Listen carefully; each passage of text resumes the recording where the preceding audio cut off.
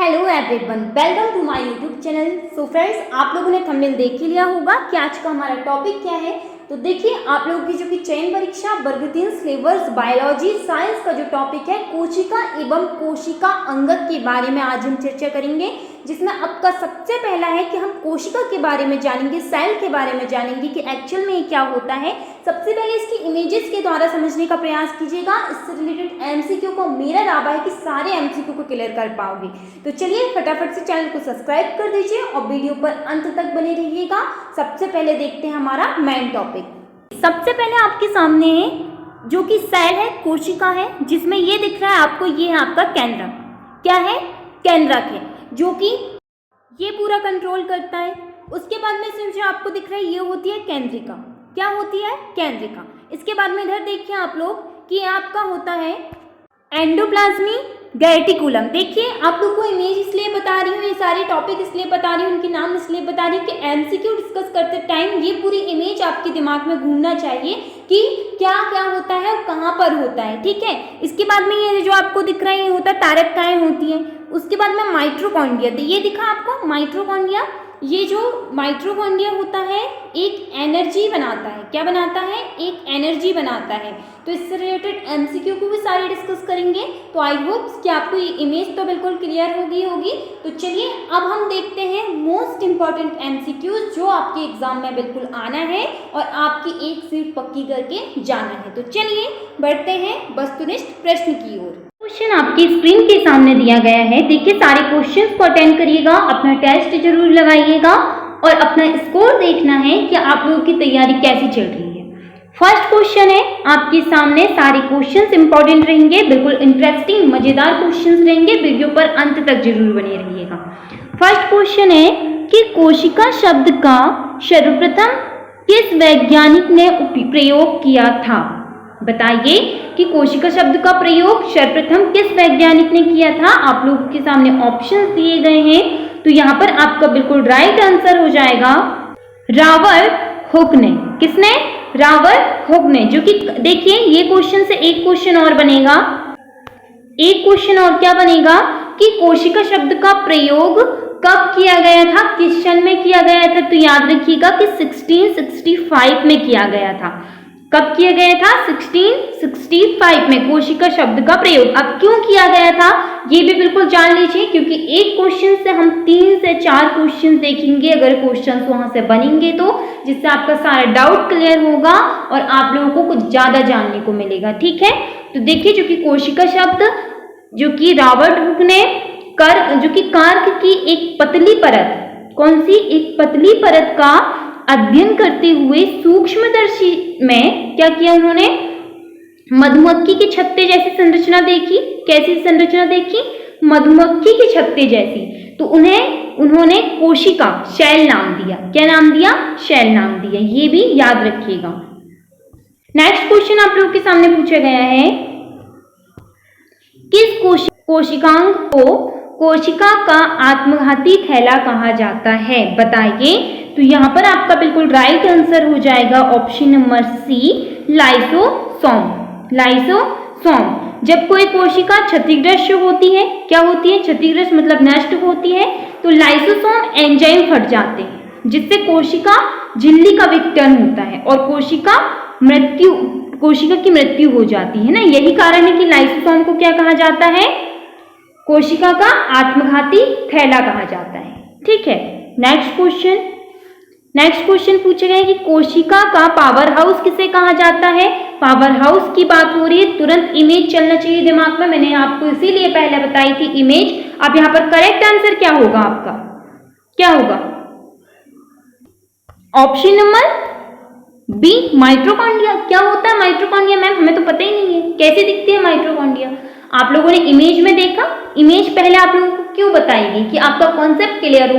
पूरी एमसीक्यूज में सबसे पहले इमेज चलती रहे दिमाग में, है ना। तो यहाँ पर आप एमसीक्यूज को क्लियर कर पाओगे, आपका डाउट पूरा क्लियर हो पाएगा। तो इसका करेक्ट आंसर क्या होगा? माइटोकॉन्ड्रिया होगा। क्या होगा? माइटोकॉन्ड्रिया। क्यों? क्योंकि ये कोशिका श्वसन के माध्यम से ऊर्जा उत्पन्न करते हैं, कोशिका के लिए आवश्यक होते हैं, इसलिए कोशिका का पावर हाउस किसे कहा जाता है? माइटोकॉन्ड्रिया को कहा जाता है। किसे कहा जाता है? माइटोकॉन्ड्रिया को।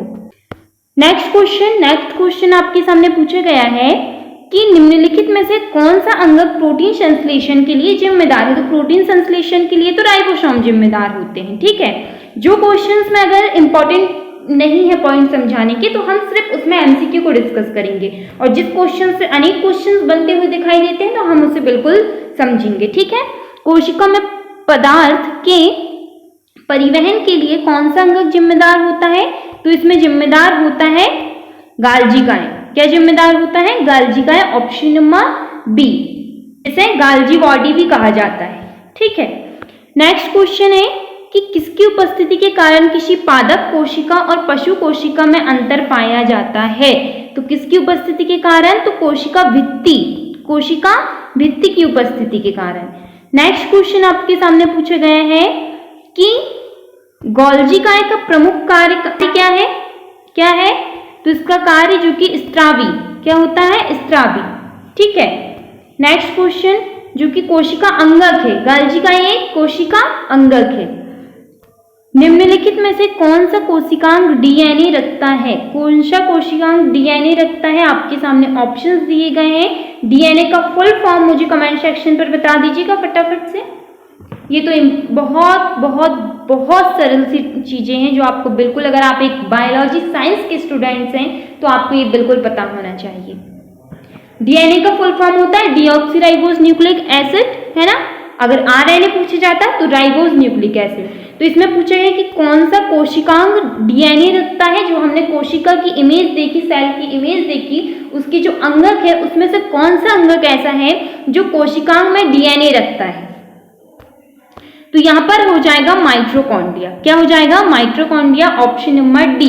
क्यों रखता है ये भी सुन लो। देखो इंपॉर्टेंट चीजें हैं ये सारी। अगर आप चैनल पर नए हैं तो सबसे पहले तो चैनल को सब्सक्राइब कर देना और एक लाइक की बटन प्रेस कर देना।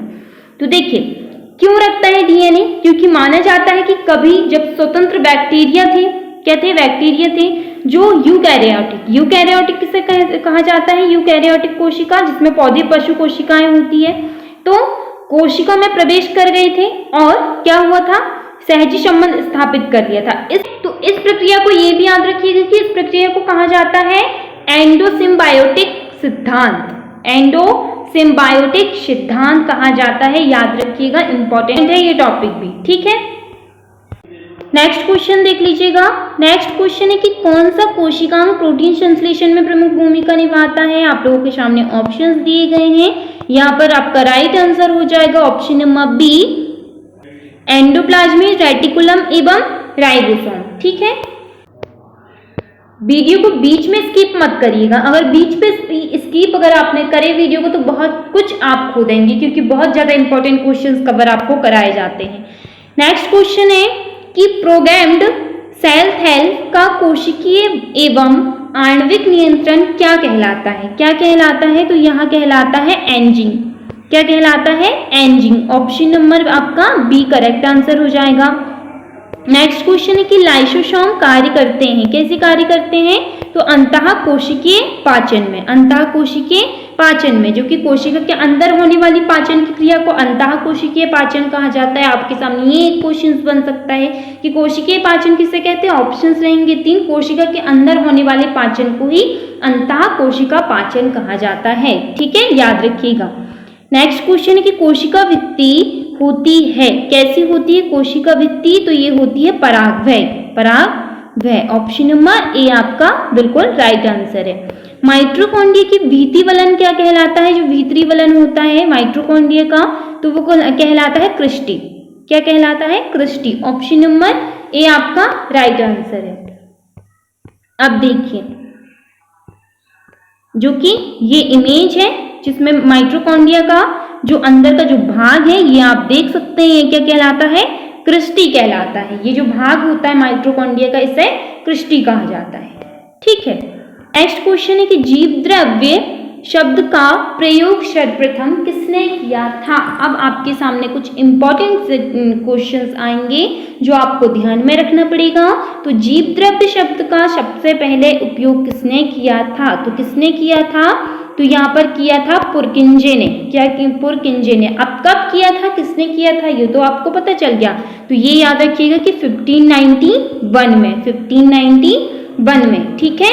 अब इन्होंने कैसे किया था जीव द्रव, कौन सा जीव था उसमें, कौन सा जीव था, बताएगा मुझे कोई कमेंट्स में,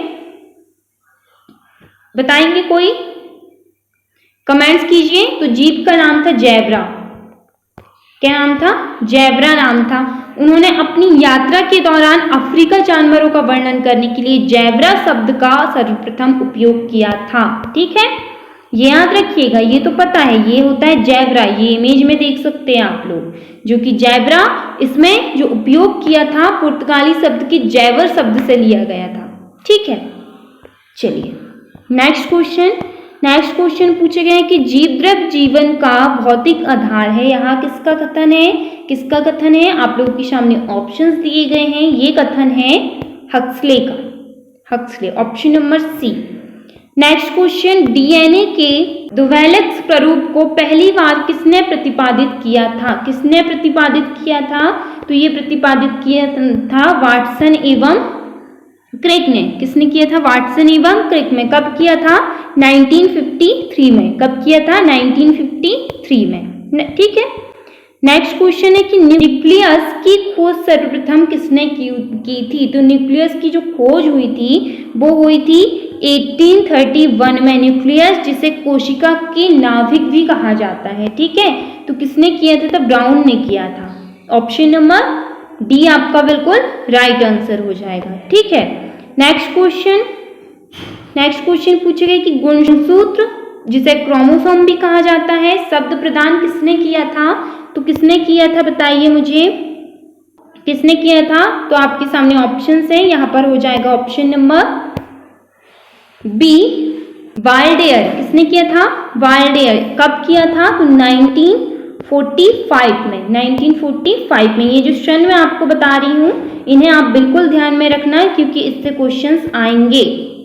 नेक्स्ट क्वेश्चन पूछा गया है कि अंतः प्रद्रव्य जालक की खोज किसने की थी, तो ER जो कहा जाता है, तो इसकी जो खोज की थी वह की थी पोर्टर ने, किसने की थी, पोर्टर ने, ऑप्शन नंबर बी आपका बिल्कुल राइट आंसर। अब आपके सामने बिल्कुल इंपॉर्टेंट सा क्वेश्चन जिससे दो क्वेश्चंस बनेंगे, इलेक्ट्रॉन सूक्ष्मदर्शी की खोज किसने की थी, तो जो कि इलेक्ट्रॉनिक सूक्ष्मदर्शी की जो खोज की थी वह की थी नॉल एवं रस्का ने, ठीक है, जो कि कब की थी, तो 1931 में की थी। अब यहाँ पर एक क्वेश्चन ये बनता है, तो पहला ट्रांसमिशन कौन सा था, तो यह था इलेक्ट्रॉन माइक्रोस्कोप, ठीक है, जिसे TEM भी कहा जाता है, जो कि 1931 में बनाया गया था, ठीक है।